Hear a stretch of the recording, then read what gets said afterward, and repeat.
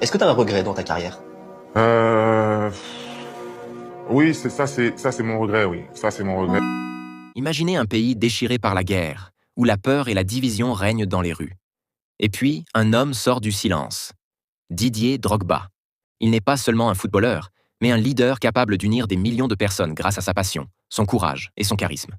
Né en Côte d'Ivoire, Drogba a commencé sa carrière en France, au Mans, avant de se révéler à Guingamp, puis d'exploser à l'Olympique de Marseille, où il brille en Ligue 1 et en Coupe d'Europe. Mais c'est en 2004, lorsqu'il signe à Chelsea FC, que sa carrière prend une dimension légendaire. Entre 2004 et 2012, il devient le symbole des Blues, marque des buts décisifs dans les grands rendez-vous et remporte de nombreux trophées, dont la Ligue des Champions.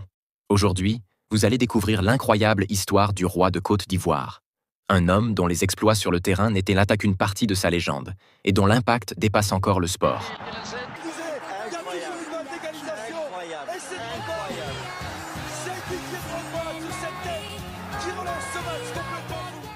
Didier Drogba, légende du football africain, n'est pas né champion. Tout commence en France. En 1998, à l'âge de 19 ans, il signe son premier contrat avec un club de deuxième division nommé Le Mans UC 72. Là-bas, il découvre la rigueur du football et commence à forger son caractère. Après 4 années d'apprentissage et de combat sur le terrain, Drogba rejoint Guingamp en 2002. C'est là qu'il explose vraiment. 17 buts en une seule saison de Ligue 1, des performances qui attirent l'œil des plus grands clubs européens. Pour son unique saison à Guingamp, de 2002 à 2003, Drogba a marqué contre les plus grands clubs français, notamment contre Lyon, contre Monaco, contre le PSG, où il a marqué des buts décisifs qui a permis à Guingamp de tenir tête à l'un des meilleurs clubs de France à l'époque. Ces performances ont attiré l'attention des clubs plus prestigieux car il n'avait pas peur des gros matchs, et très vite, un club français ambitieux va lui offrir la scène pour se révéler à toute l'Europe. C'est à l'Olympique de Marseille, en 2003, que Didier Drogba va véritablement exploser aux yeux de l'Europe entière. Dès son arrivée, Drogba s'impose comme un leader offensif, capable de marquer dans toutes les situations. Lors de la saison 2003-2004, il inscrit 32 buts, toutes compétitions confondues, un chiffre monumental qui propulse l'Olympique de Marseille jusqu'en finale de la Coupe UEFA face à Valence. À l'Olympique de Marseille, Didier Drogba a marqué contre des équipes prestigieuses de 2003 à 2004, où il a inscrit un doublé lors du match retour de demi-finale de la Coupe de l'UEFA contre Newcastle, ce qui a permis à l'Olympique de Marseille de se qualifier pour la finale. Le Vélodrome devient son royaume. Chaque but, chaque geste technique, chaque célébration résonne comme une promesse de gloire. Ce passage à Marseille ne dure qu'une saison, mais il suffit pour faire de Drogba une légende du club et attirer l'attention d'un géant européen. Chelsea.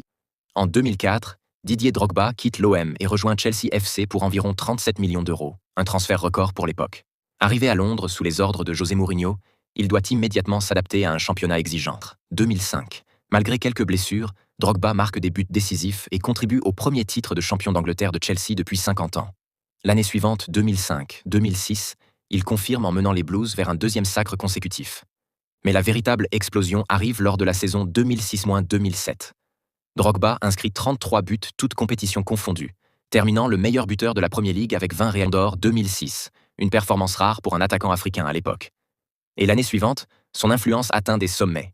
Avec ses buts décisifs en Angleterre comme en Europe, Drogba est reconnu parmi les plus grands et termine 4e au Ballon d'Or 2007, derrière Kaka, Messi et Cristiano Ronaldo. Preuve que désormais, il fait partie de l'élite mondiale du football. En parallèle, il est sacré à 2 reprises joueur africain de l'année, 2006 et 2007, confirmant son statut de roi sur tout un continent. Pourtant, malgré ses exploits, un immense regret persiste. La finale de Ligue des Champions 2008 face à Manchester United, à Moscou. Cette nuit-là, Drogba est expulsé en prolongation après une altercation. Une désillusion cruelle. Didier Drogba entre dans une nouvelle dimension à Chelsea. En 2010, il termine 9e du Ballon d'Or. Une consécration exceptionnelle pour un joueur africain, car il rappelait au monde qu'il pouvait se rivaliser avec les talents bruts de Messi, Ronaldo ou Xavi. Didier Drogba, he's in here, Drogba! Superb goal on the counter, and Chelsea have turned the tables on Valencia. 2011 et 2012, 2 saisons où l'histoire s'écrit en lettres d'or. Drogba termine 8e au Ballon d'Or 2 années consécutives. 8e face à des générations de prodiges. En 2012, finale de la Ligue des Champions. Chelsea contre le Bayern de Munich. À Munich, 88e minute, le score est de 1-0 pour les Allemands. Sur un corner, Didier Drogba s'élève dans le ciel de l'Allianz Arena et frappe une tête légendaire qui crucifie Neuer. Égalisation, prolongation. Puis tir au but, Drogba s'avance, dernier pénalty. Le destin de tout un club repose sur ses épaules. Il frappe. Le ballon file au fond des filets. Chelsea est champion d'Europe pour la première fois de son histoire. Si je faisais une Panenka, et après je me suis dit non, t'es fou, non, pas là. Pourtant j'en avais envie, hein, mais 2 mois avant j'avais raté mon penalty en finale de la CAN. D'arriver à lire la course d'élan des tireurs. C'est ce qui m'a quelque part forcé à réduire ma prise d'élan et faire 2 pas ou 3 pas à peine et marquer un temps d'arrêt pour qu'ils puissent bouger avant que je ne tire.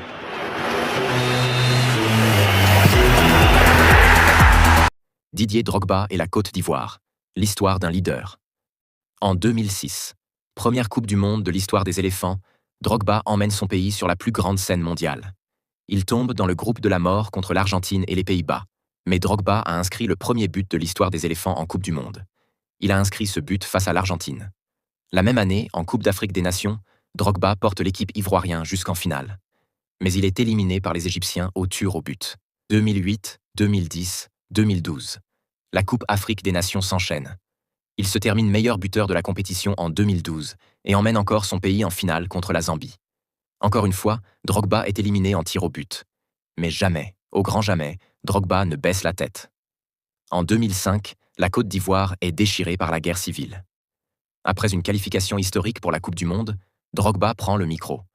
Devant les caméras du monde entier, à genoux, et crie en disant « Ivoiriens, Ivoiriennes, du nord et du sud, du centre à l'ouest. Vous avez vu, on vous a prouvé aujourd'hui que toute la Côte d'Ivoire peut cohabiter, peut jouer ensemble pour un même objectif, se qualifier pour le mondial. Vous nous avez promis que cette fête allait rassembler le peuple.